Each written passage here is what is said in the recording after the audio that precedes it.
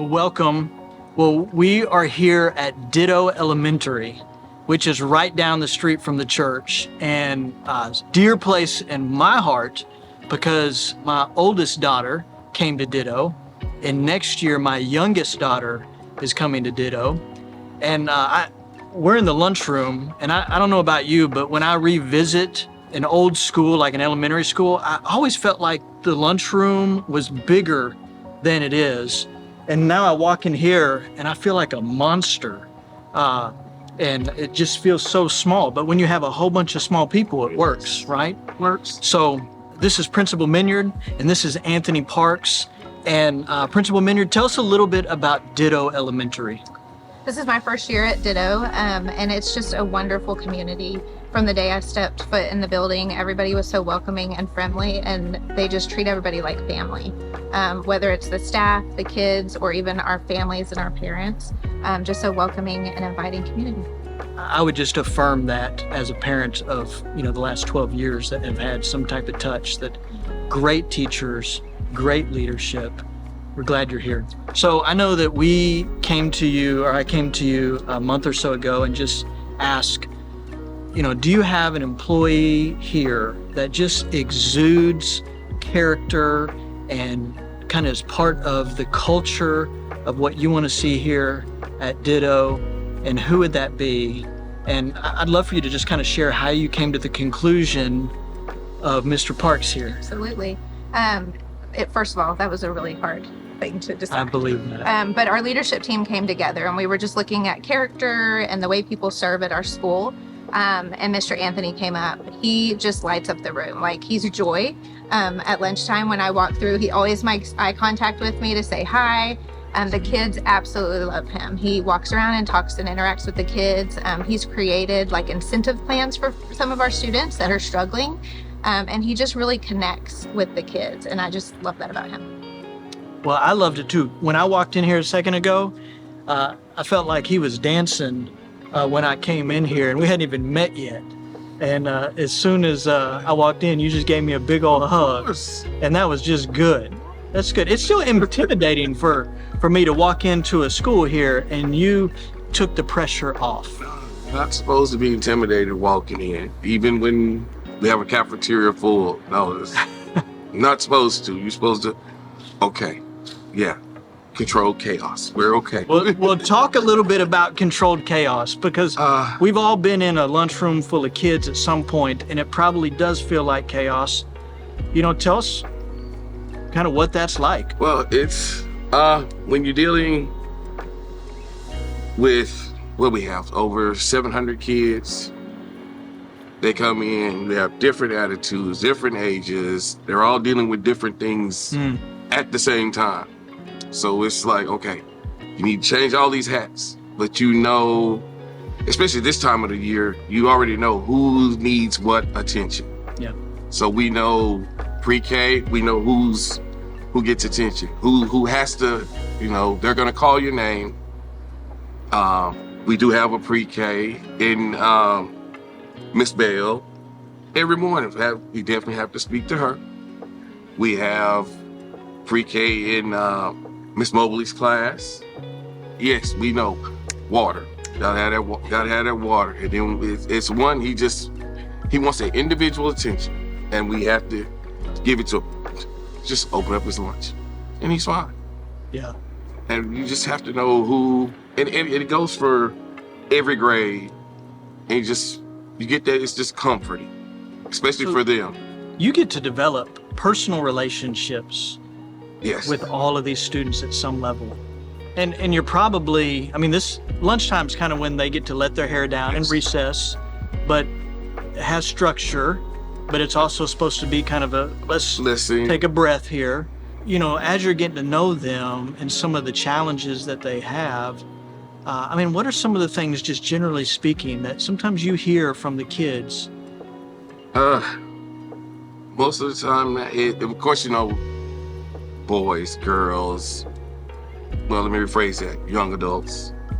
They're at that age now where they're starting to pre-K, kinder, they have their, no, don't touch me. We're boys over here, girls over there. You're this, you're that. Okay, but as we grow up, the ages, the class levels, they're in, now it gets a little more serious. And that's where you kind of like, okay. But you also have to know the setting. And especially if it's 2 or 3 or 4 boys, it's like, okay, well, we're gonna make this comedic. We're gonna make it because they want to laugh. Okay, but you also have those girls who are listening too. Well, okay, we're gonna put it all together. Where it's like, so what are you doing? They're like, oh, well, we know what that is. You like her, and they're boom. They're like, what? So now you're giving relationship advice. Oh, you like her. That's why you do that every day. No, like, really? Oh, okay. And then we look over at her like, and they're like, no, Mr. Anthony, no. It's like, I know, but to get him to leave you alone, I had to put it on him. I had to put that pressure on him. So see, now he'll stop. You're like a circus master in some respects, I bet. It's just, yeah. You don't, but then some of them do have serious issues, but that's one of those, when you run into those, it's one of those like, hey, come here, let's go to the side. Wow. And it's like, only if you want to. Yeah. And then I can only give this point, and I was like, but then I come back to, well, what does mom and dad say?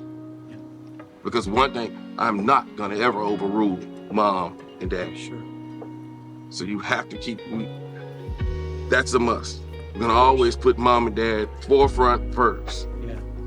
Because all of this is, we want you to reward mom and dad for all their sacrifices, for everything that they're doing for you. Gotta reward them. That means come in, do your work. We know you're gonna let your hair down. You know you have that itch you want to scratch. We understand. It happens every day. We do. It's life.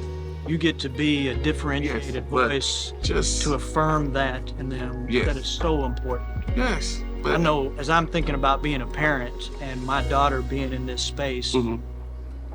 and I'm getting emotional thinking about the opportunity she's going to have to just rub shoulders with you. You know, while we were cutting up beforehand, one of the things you mentioned was how you greeted the young men. Yes. And how you talk about that for a second, because as I heard you talk, I thought, man, that really affirms the dignity of the young man or young lady.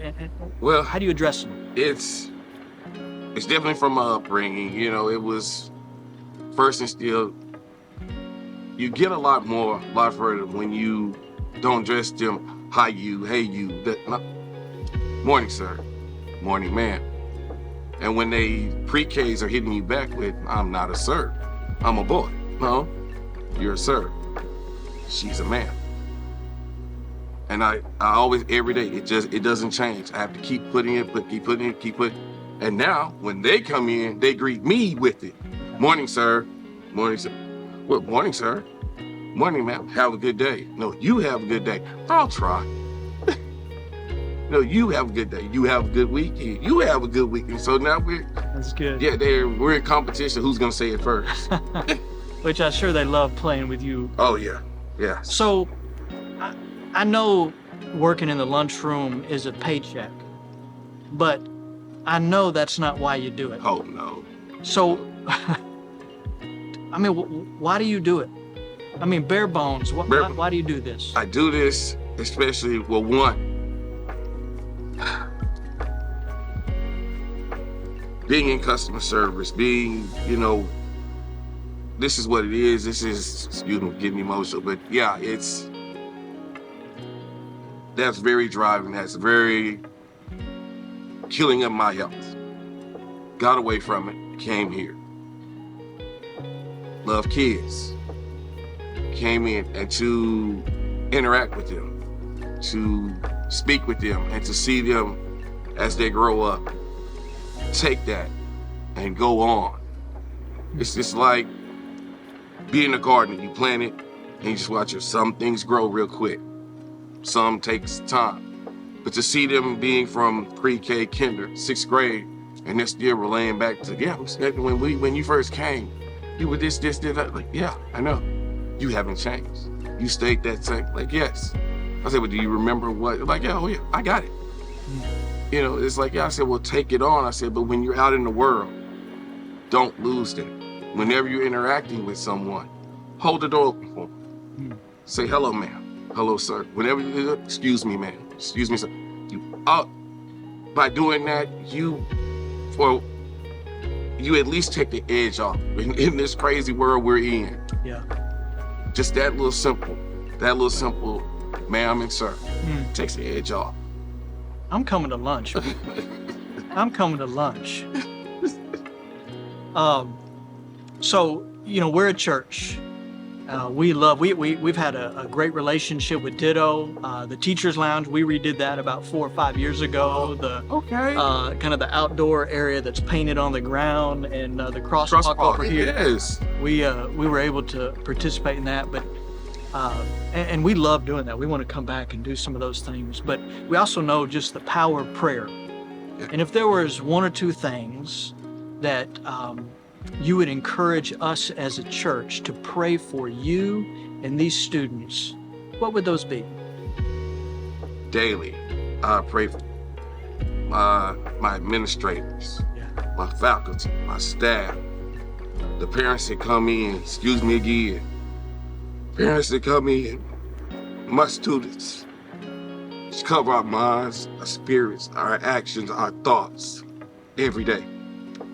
Because we don't know who or what's coming through that door. And I need this school to be covered from front to back, top to bottom. And excuse me. But yeah.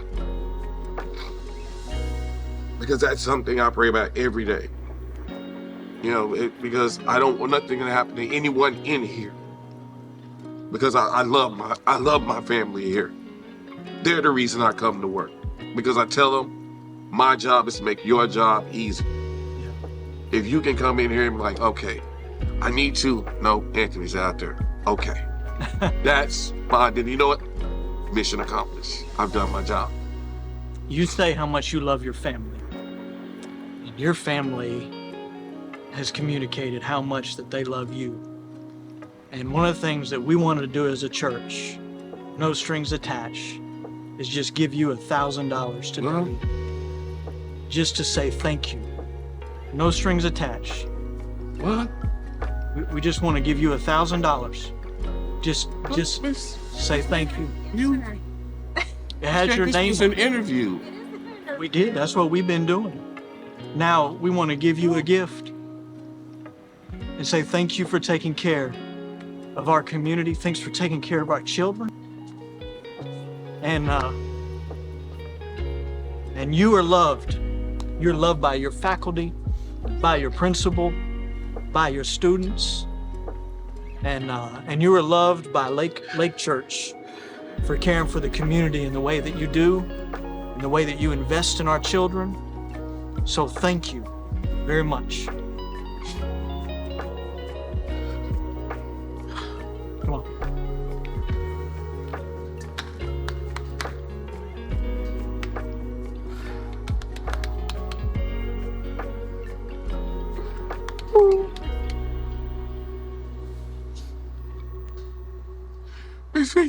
Yeah. We love you. You know, thank you for everything you do.